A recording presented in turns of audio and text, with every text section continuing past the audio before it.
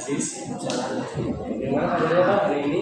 Alhamdulillah hari ini cukup padat kan 11 Agustus.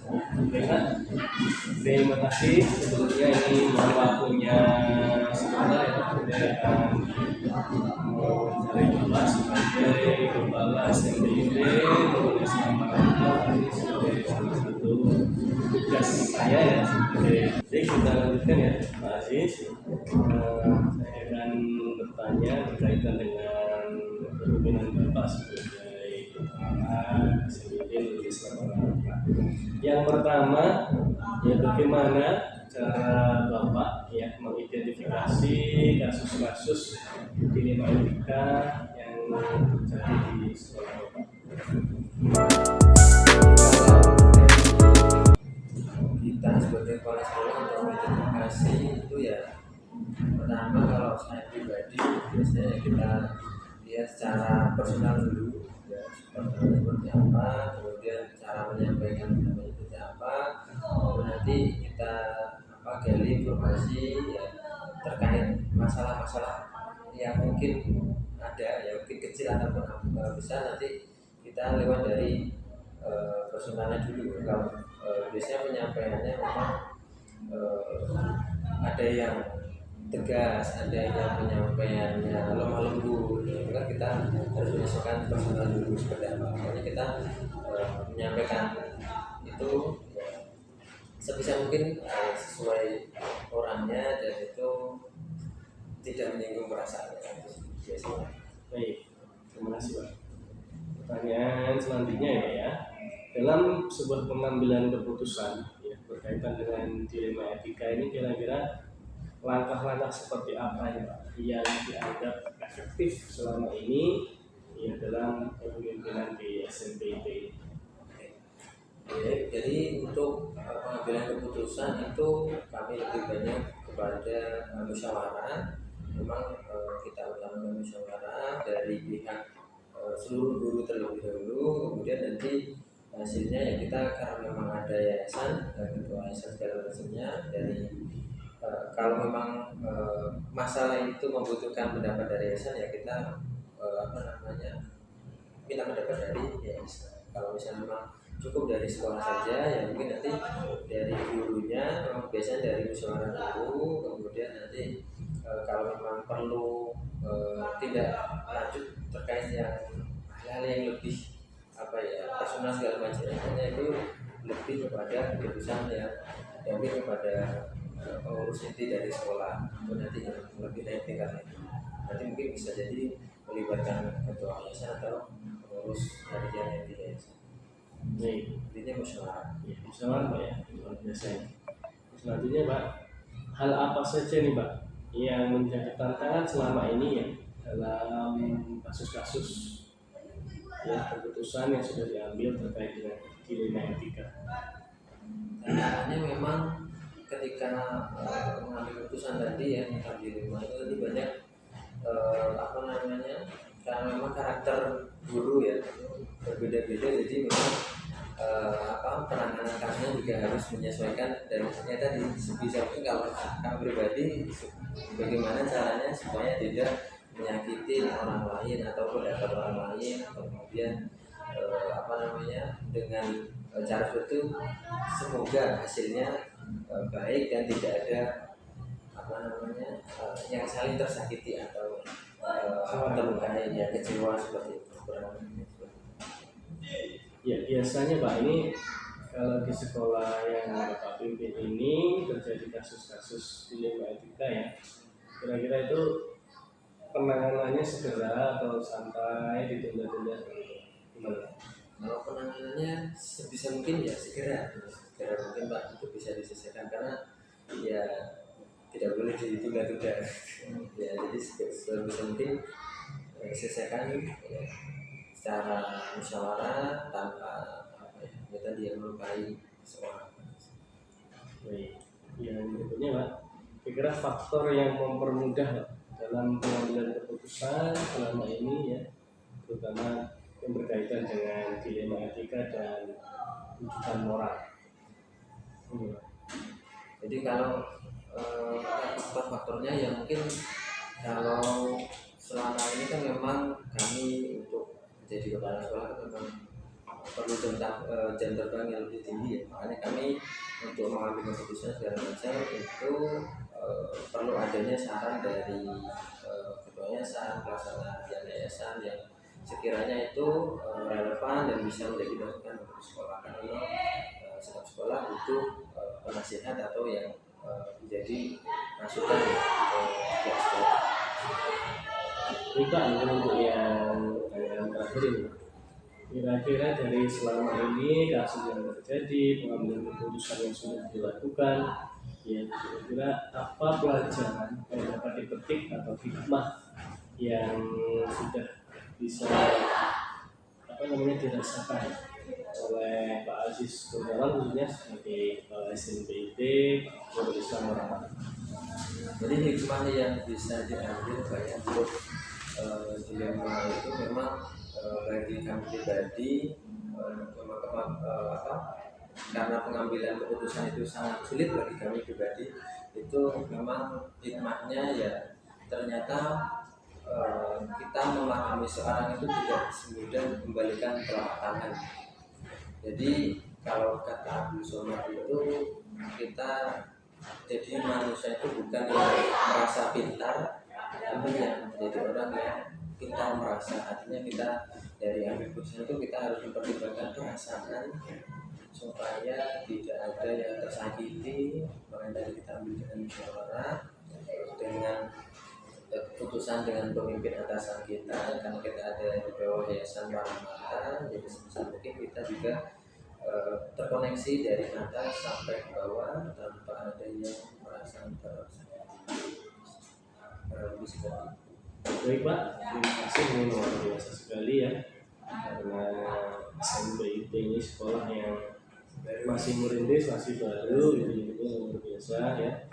Jadi terima kasih sekali lagi atas waktu dan kesempatannya. Maaf sudah mengganggu waktunya di sela-sela kesibukan membimbing anak-anak persiapan lulus Pak ya. Ada SMPB, ada Nafa, dan lain-lain. Jadi sekali lagi saya ucapkan terima kasih banyak. Sama-sama.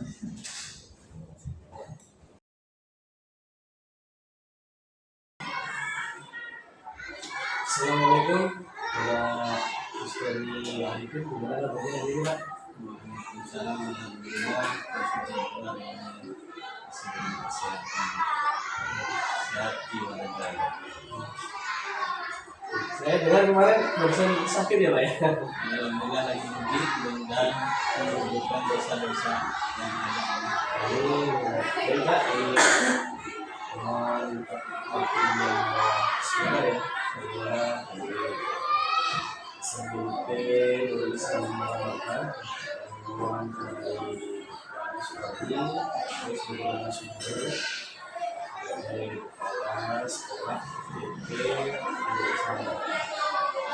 Ada beberapa pertanyaan Pak yang akan saya tanyakan. Pertama, kita di sekolah Bapak ada kepentingan yang sama-sama itu sama-sama ada. Ini masuk dalam kasus ini kita. Kira-kira bagaimana keputusan Bapak dalam mengambil keputusan yang bersifat universal? Semacam itu ya, disebut nilai etika itu biasanya saya kalau dibahas bersama sih ya, dilihat bagaimana istilahnya nilai plusnya yang lebih dominan dan kemudian dibahas lagi bersama sehingga yang sesuai kemudian dengan misalkan anggaran yang kita miliki kemudian kalau sifatnya membutuhkan anggaran ya, kalau kebijakan mungkin yang sesuai yang bisa diterapkan di sekolah kita untuk mendekati ke itu, ini kemudian dibahas dari dua kepentingan itu diputuskan mana yang akan kita ambil. Jadi urusan itu bersama-sama dari dua kepentingan itu. Ya, jadi di setiap keputusan itu selalu melibatkan referensi perawat ya Pak ya? Kalau di sini mesti ya, semua keputusan itu diputuskan bersama. Jadi bahkan kadang kita karena di sini yayasan ya, kan juga setelah diputuskan di sekolah juga akan disampaikan dulu ke yayasan untuk dipertimbangkan. Jadi seperti itu.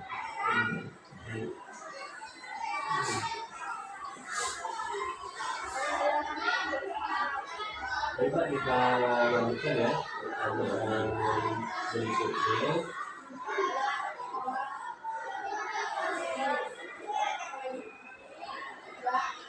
Langkah-langkah seperti apa Pak yang diambil ya selama ini ya, agar sebuah keputusan itu kadang kan ada yang kecewa, misalnya ada salah satu guru yang kecewa, itu langkah-langkah seperti apa untuk apa ya, mengharmoniskan suasana di sekolah.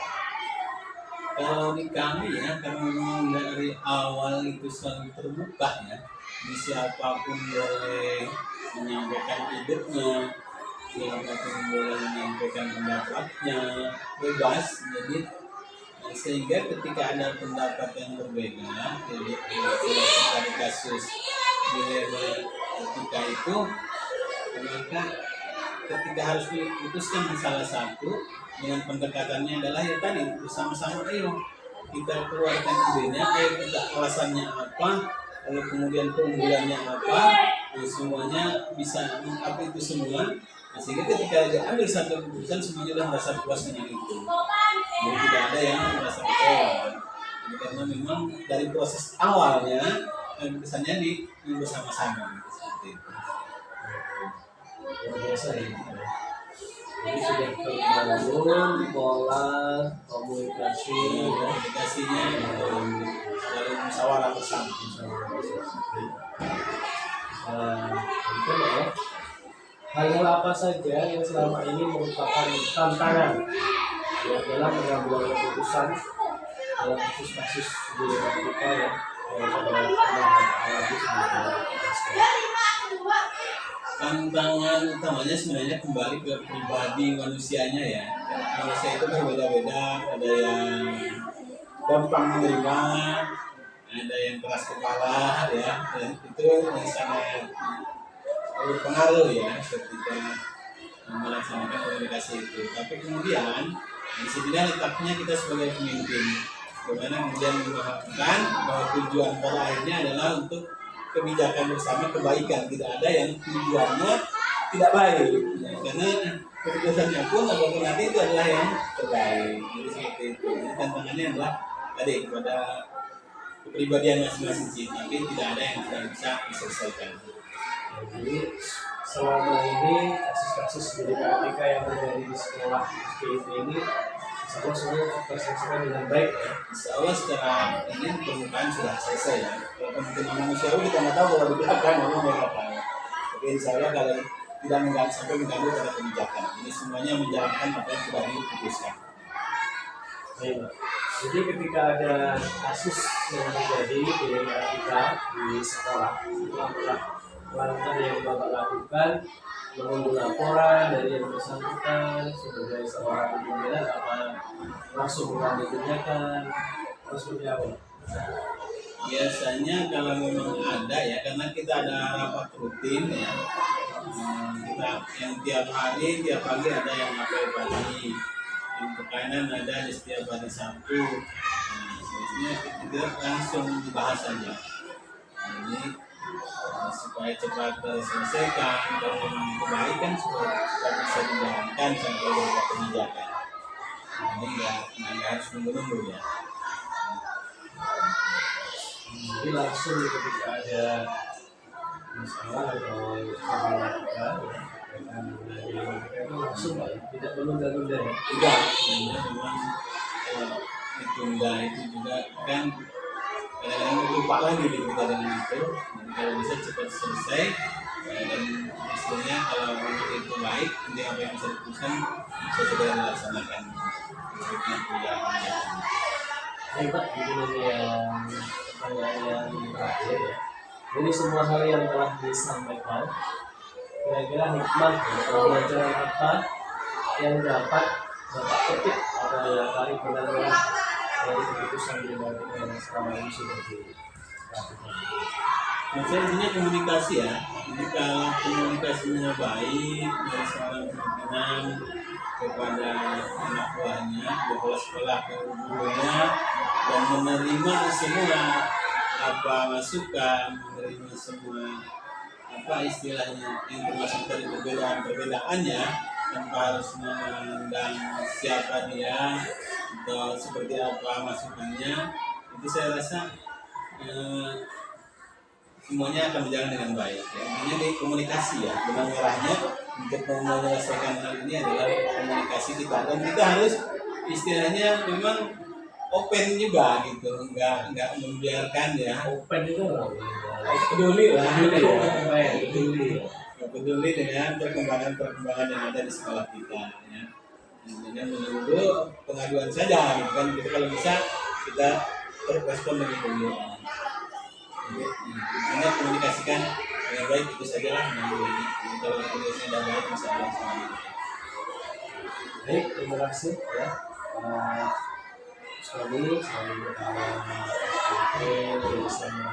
Jadi yang sudah saya sampaikan tadi dari jawaban saya ini luar biasa, bahwa setiap sekolah ya, setiap pengambilan keputusan itu pasti ada yang etika, tapi yang disampaikan tadi sudah luar biasa ya. Jadi tidak ada masalah yang berlarut-larut, semuanya segera ditindaklanjuti oleh kepala sekolah dan Bapak, terima kasih disampaikan atas waktunya. Bapak sudah menunggu waktunya ya, dari siapa yang menggunakan. Terima kasih. Ya, sama-sama.